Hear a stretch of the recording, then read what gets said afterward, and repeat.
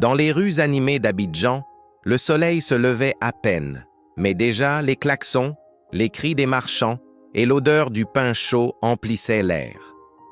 Parmi cette agitation, Alex, un garçon de 16 ans, aidait son père à installer leur petit étal de beignets et de bouillie de mil. Le vieux seau de plastique faisait office de table et un parapluie déchiré les protégeait du soleil. Chaque matin, Alex observait les voitures qui passaient, de grosses berlines brillantes conduites par des gens en costume. Il rêvait d'être à leur place, mais chaque fois qu'il partageait son rêve, son père lui répondait simplement « Mon fils, les rêves ne suffisent pas. Il faut de la patience et du courage pour les transformer en réalité. » Alex n'était pas comme les autres jeunes du quartier. Pendant que ses amis traînaient au terrain de foot, lui passait ses soirées à lire les vieux journaux que son père utilisait pour emballer les beignets. Il y découvrait des articles sur les jeunes entrepreneurs africains qui avaient réussi sans argent, avec seulement des idées et du travail. Ces histoires allumaient en lui une flamme. Un jour, il vit une annonce sur un vieux téléphone. « Concours des jeunes innovateurs d'Afrique. Présente ton projet et change ton avenir. » Alex sentit son cœur battre fort. Il voulait y participer.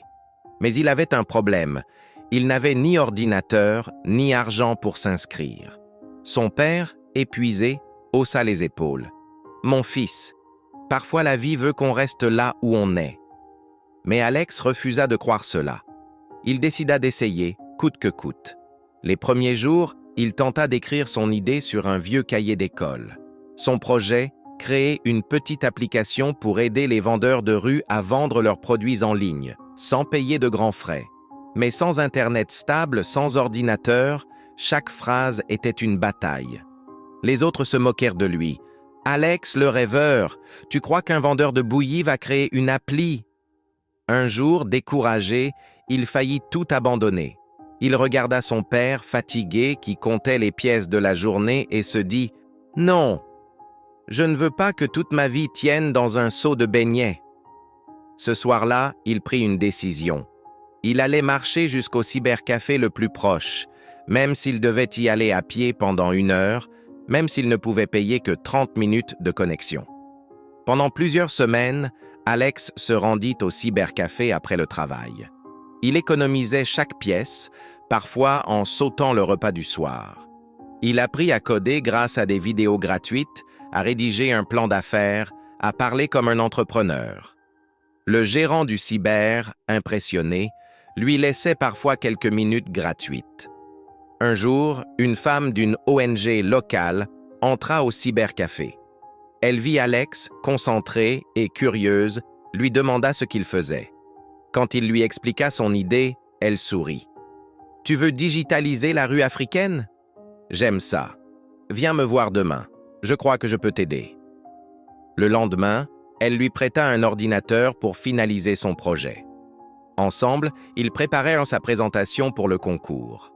Le grand jour arriva. Devant une salle pleine, Alex devait présenter son projet face à un jury d'investisseurs et d'entrepreneurs. Ses mains tremblaient. Il n'avait jamais parlé devant autant de monde. Mais il pensa à son père, à leur petit étal, à la poussière du marché.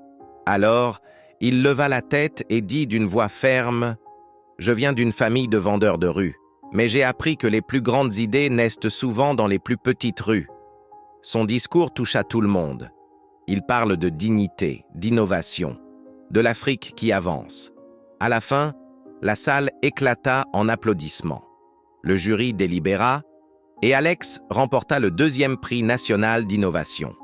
Avec la bourse reçue, il lança son projet, une petite plateforme nommée TogoLink, destinée aux vendeurs de rue et artisans. En quelques mois, de petits commerçants purent vendre leurs produits sans quitter leur quartier. Alex employa d'autres jeunes, forma des apprentis et surtout, il ramena un ordinateur à la maison pour son père.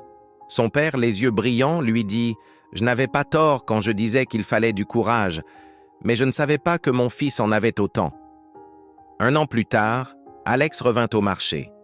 Les vendeuses le saluèrent avec fierté. « Là où autrefois il portait un seau, il portait maintenant une vision. Il aida à équiper d'autres vendeurs avec des téléphones simples pour utiliser son application. Il leur disait toujours « Le succès n'a pas besoin de costume, il a juste besoin de foi et de travail. » Son histoire devint un exemple.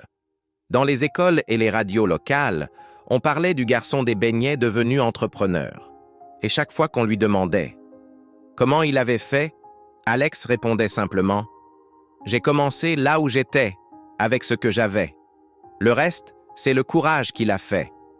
Peu importe d'où tu viens, ce qui compte, c'est où tu veux aller et ce que tu es prêt à faire pour y arriver. Le courage d'un rêveur vaut plus que la peur de 1000 spectateurs. »